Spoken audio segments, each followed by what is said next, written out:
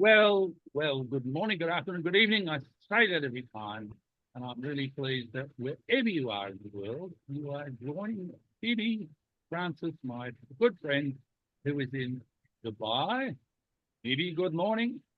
Greetings to all, and good morning, good evening, good afternoon, whichever time zone you are in. And we are wishing all of you a beautiful Good end of the year and moment. We'll get next to that. year.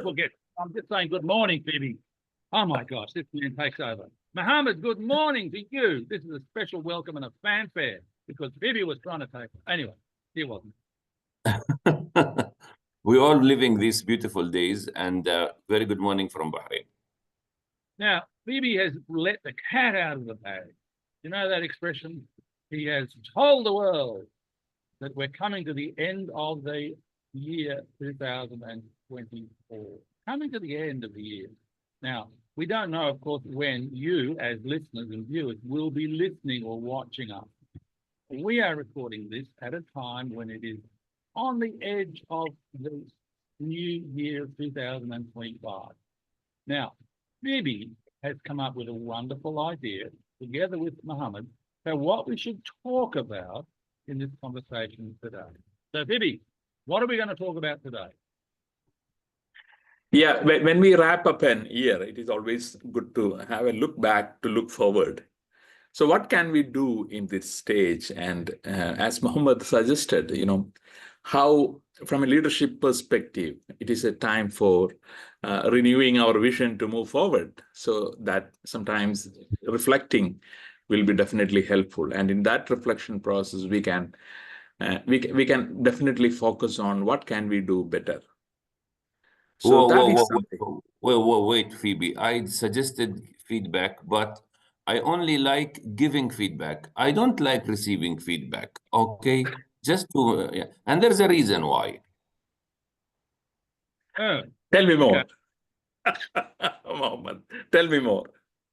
No, I think Graham knows what I mean. I can give feedback. I'm ready, but to receive feedback, I run away. And Yeah. I don't ask for feedback. There is a reason, I think. Let us incorporate these elements of feedback and reflecting on the past year and looking forward to the new year. By the way, this is very similar to, or there are parallels with, as a leadership format, leaders looking to what has happened with a project we have just finished. And we are now starting a new project. So the elements are the same or very similar, aren't they? Mm-hmm. Mm-hmm. Whether we're starting a new year, a new project, a new contract, a new team, whatever. But let's reflect and use the context at the start of this to reflect on what might have happened this year in 2024 and what might we be looking forward to and what might we improve on what we've done in 2024 to be even better in 2025. Do we agree? Yeah. Absolutely, yes. That's fantastic. So, talking about, let's use us as an example. Let's do a little self-reflection. What have we been doing, the three of us, in 2025? What have we been doing together? Yeah, we are doing this exactly, meeting every Saturday and discussing critical, aspects of leadership and trying to address them under the light of the Leadership Challenge program. Yeah, and I will make this observation.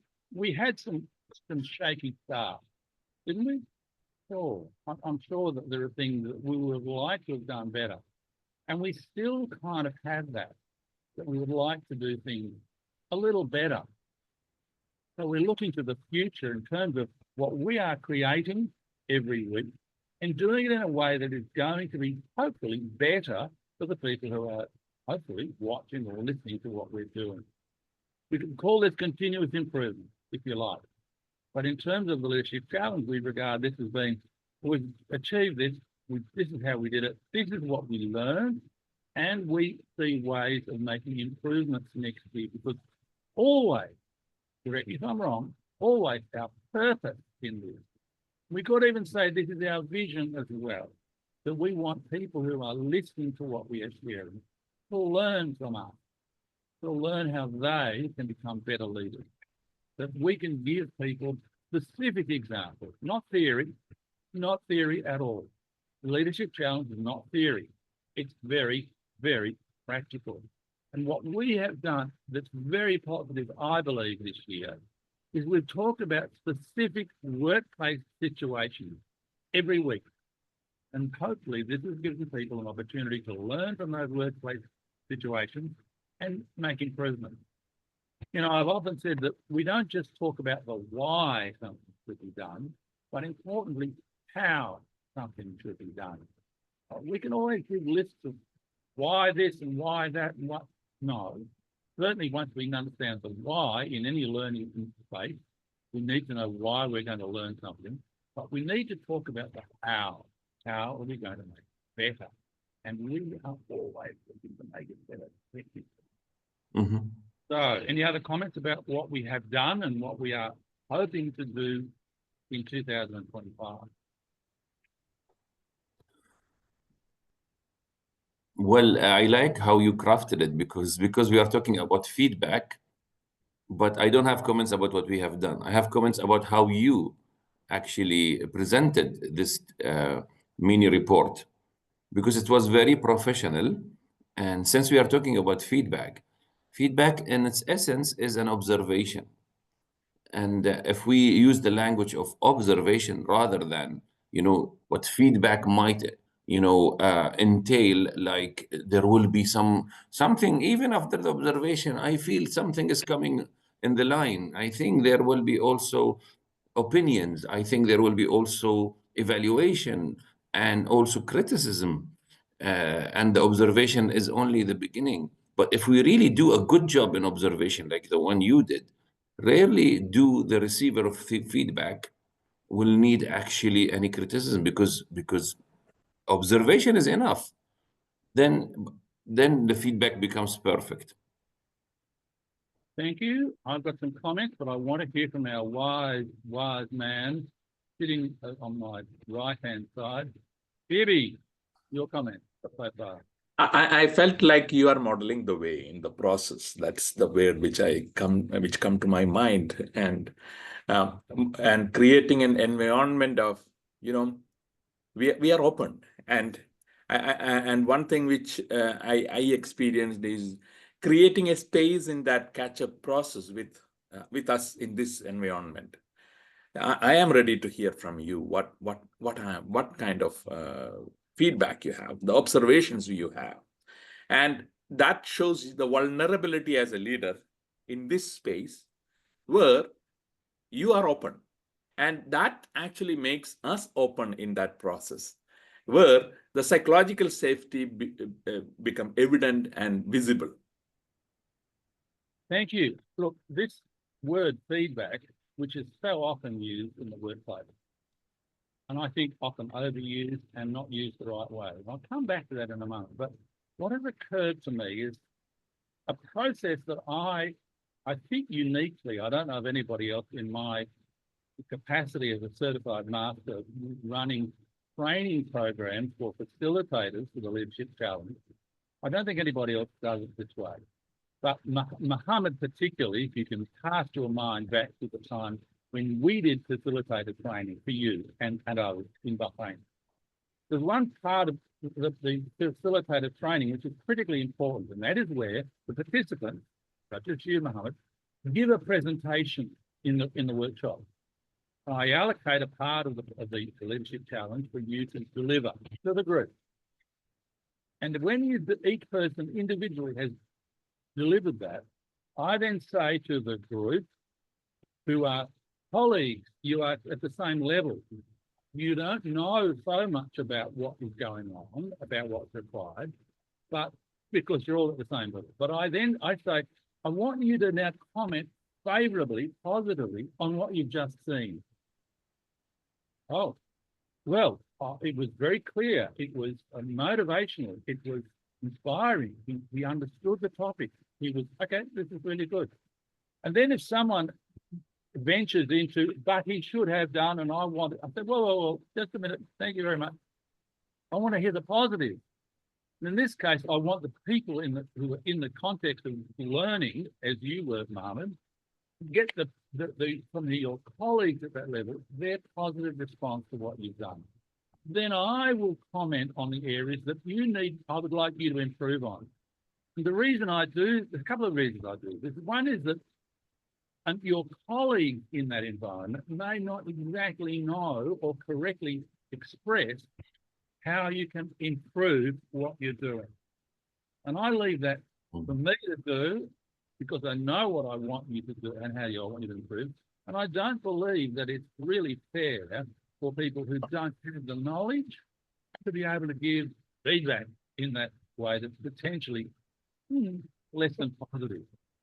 And I've had some really great comments about that as a process. My other comment about feedback is this. I'm pretty sure that if I say to anyone, you two gentlemen, can I give you some feedback? What's the likely internal response when I use that word? What's the likely internal response? Yeah, something's wrong. Something's wrong. Oh my God, what have I done? Bibi, what's your response to that word, feedback? Yeah, it is sometimes what is going to come now? Yeah. How am I prepared myself to receive that? And that create an anxious situation. Yeah, It I does. agree. It does.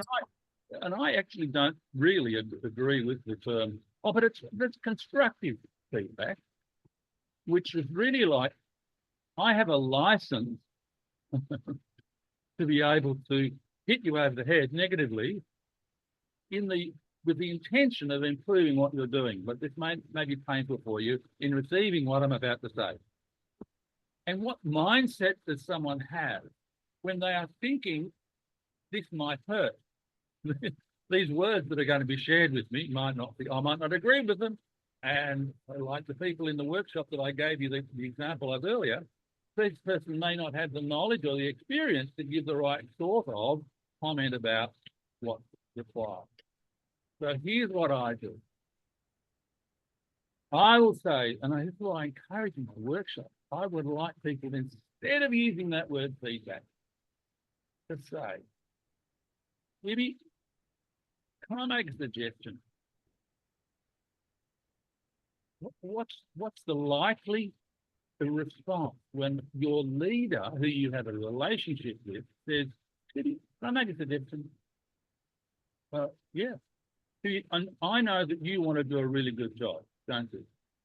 Yeah. And I know that if I make a comment about how you could make some improvement, there'd be a pretty good chance that you take that on, isn't there? Yeah. Hey, well, I've watched what you've been doing. I've seen how this has happened. I'm going to make a little suggestion about when you're doing this and this, it might be better for you if you try this and this instead of doing this. And the reason for making it possible difficulty in doing this is that the people hearing what you say may not understand it correctly, for instance. And what do you think you might say? Yeah, okay, I can do that. Maybe, can I make another suggestion? When I observe you doing this again, and if I think that it's not correct, am I able to talk to you about that again to make sure we get it right? What's he going to say? Of course, yeah. Of course. It's like we've set up a little contract where I say, can I give you some feedback? No, I don't want to hear it. So I'm not going to say that. I'll say, Phoebe, can I make a suggestion? You know, I want you to do the very best you can do. And I know you can do that even more. Phoebe says, oh, yeah, but can I make a suggestion? Sure, okay. He's open to that suggestion because he knows that my intention is positive. I want him to do the best he can possibly do, and I'm going to make a suggestion. By the way, it's not a directive. I'm not Yes. saying this. It's a suggestion. And Yes. how often do people positively respond to a suggestion by a senior person whose experience they might respect, right? And because Yes. they know the leader, that person is there to help because of the relationship. Yes, also, as you were talking, Graham, you actually said it that it's a contract. And because leadership is a relationship, it's a contract. That suggestion also there is a contract. So there is agreement on the both sides. And what came to my mind is that we can make this contract even easier if we have an overall contract and relationship, because leaders already as a relationship, they already have paved the way and have a foundation for having this discussion. It will not come out of the blue. It's not like someone was in his office all year not meeting the employees and suddenly he says, "Psst, psst, come, I need to talk to you." Of course people will freak out, all right, even if you call it feedback or whatever. But if you have a relationship, so they know. So some of the suggestions I have is that you make it a habit that feedback is coming all the time, normal in normal discussions. So it's not something big, huge that I'm gonna. Number two is you as a leader also solicit feedback from your employees and keep asking them, what do you think? Should I do this? Make it a habit that they give suggestions normally. So when it comes from you also, it's just an exchange rather than one way giving feedback. So these things might, of course, will help a lot when it comes to giving that feedback. It will reduce the anticipation level, etc. Yeah, I'm really glad that you made one particular point. Oh, it was all excellent, it's all fantastic. One particular point, and that is about the leader seeking feedback from the people that he's with, that he's leading. In the LPI, the Leadership Practices Inventory, one of the statements refers to or is expressed this way: how often does this leader ask, how can I do, how does what I do affect your performance? And as a statement for coaching leaders, I often say, ask individuals, ask the team, how is what I'm doing affecting your performance? Yes. And someone might, if you do it individually, the person might say, well, you know, the other day in a meeting, you interrupted me when I was trying to make a point. I'm really sorry. Okay. This is two-way, isn't it? We have an understanding that they can make comments as well about what I'm doing. Get rid of this whole old concept. Once a year, we come now to the end of the year of 2024. Oh, Mohammed, I need to tell you that back in February, when we were recording one of these episodes, you did this. Please don't do it again. I'm just giving you feedback, Mohammed. This is what needs to happen, didn't it? In the performance appraisal situation. Exactly. Here, it's like that manager has saved it up and is ready to hit the person who's the head with something that happened 6 months ago or 12 months ago. This relationship with leaders and their team is ongoing. We don't have difficult conversations. We don't have feedback sessions where it's likely to incur a negative response. Oh, Phoebe, please give us some of your wisdom about the way we should be giving this. No, I think Mohammed highlighted that part. Like this process of conversation is not one time or end of the year. It is continuous, and that is something. And again, as a leader, how am I modeling the way? By asking feedback, asking suggestion. How can I improve? How can I enable you better? How can I challenge the processes, what we are doing better? How can I inspire and how can I encourage the heart? And that is sometimes not to be kept for end of the year. As you mentioned, something happened in February. And it should have been done then and there in that week, having this conversation. So that relationship is continuous rather than we keep all the suggestions or feedback till the end. And we are actually having the opportunity cost by not doing that. And my effectiveness of a leader will be better if I do continuously and do that coaching conversations regularly in that process. Absolutely. But having said that, Mohammed, don't forget what I reminded you about at the episode we did on the 3rd week of February. Please don't make that mistake again. I want to just make this point about leaders when new team members join. That the conversation with the new team member is critical. And I think in this conversation, it's only a 2-minute conversation with key areas to be covered, but they're really important. And it's not a matter of showing them where the team member, showing the new team member where the photocopier is or where the tea room is or whatever. Not about that at all. This includes the very point that we're talking about, and that is to say to this person, you know, as we move along and as you're learning what's required, I will be helping you and guiding you and making some suggestions. Is that okay? I'm here to make sure that you do a really good job, and I know that you want to achieve that as well. Is that okay? So from time to time, we'll be having conversations about how you might be able to improve what you're doing. Is that okay?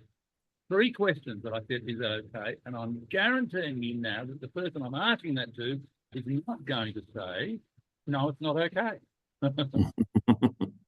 Yeah, No, that's psychologically very important. The other thing, when you give the feedback or whatever suggestion is, if you start by mentioning how he or she is doing well, before you know the sandwich, but Yeah. people don't apply the sandwich model very well. They just go through the first of all, how did you do well, and then room for improvement, and then again you wrap up by giving some good positive recommendation. But what people do is the first layer of the sandwich, which is how did he or she do well, they just sift through it quickly, just because they want to reach to the core and what the criticism core. So, however, if you give feedback and in that part where you want to say the positive things that they did well, if you are specific enough, they will trust your judgment and they will be more open to your feedback. Instead of saying, I like that report, it was awesome, very good job, well done, this is the cliche many managers they remember just and they repeat until it becomes dull, and people are numb to it. But if I say, Ali, I loved that report. You know what I loved about it? It's that part where you started and you gave a very good executive summary. I understood the report even before I entered it from the executive summary. And guess what? The client really accepted it, and he will come with us on board, blah, blah, blah, blah. Good job. Now, how does that sound? If I say this in very specific language, I trust you in the next part where you will also be specific, honest, and helpful. So let's do a good job in the first part when we give the observation. I'm going to make 2 quick points, and then I want to hear from Phoebe. When staff, I'm using the word staff, not team members, but staff, hear from their manager a positive comment about something, they so often think, yeah, okay, what's coming now? A whack over the head. Because they have not been used to the leader giving them, because leaders do this, they give them positive comments without a negative that follows it, right? We encourage the heart, and encourage the heart is not a prop or at the opening line to then give a negative comment. The positive comment of encourage the heart comes without strings attached.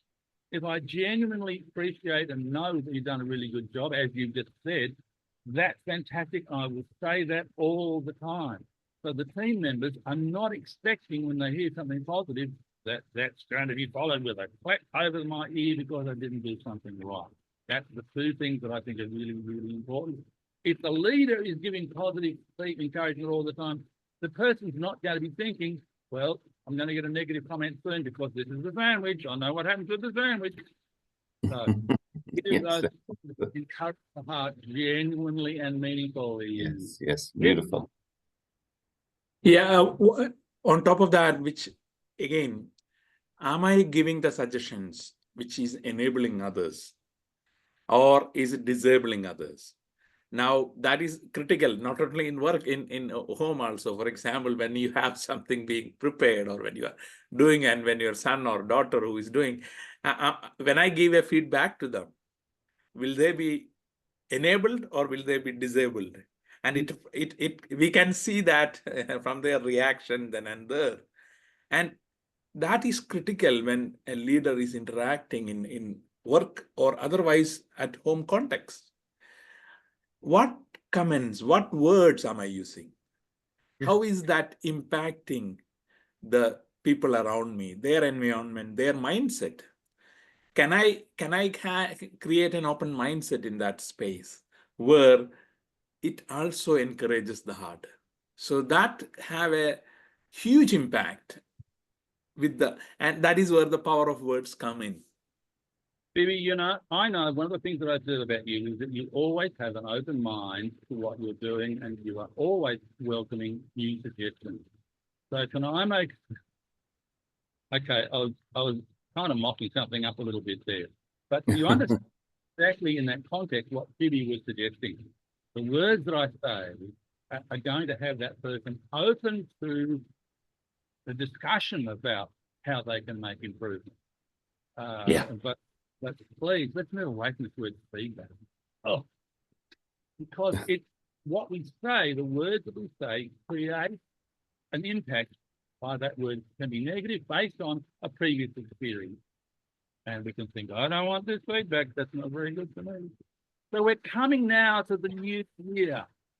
And my vision for the new year is that together, the three of us will provide a forum through this where we can express our views and our experience and the beliefs that we have about creating a more positive, successful workplace where everybody is engaged, everybody performs at their best because of the leadership there and the message that we have as a trio, including others as we move through this, will help create more positive leaders around the world.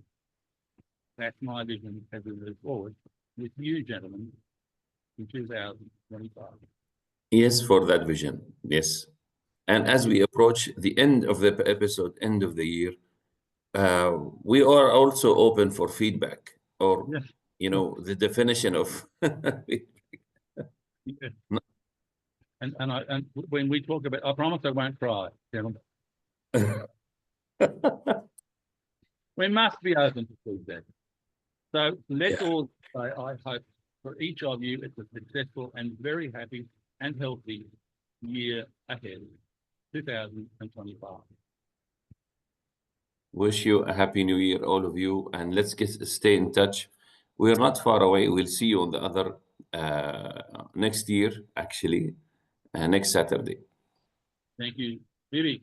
Thank you, everyone. Share your comments, subscribe, spread the word, and reach out. We are here to serve you.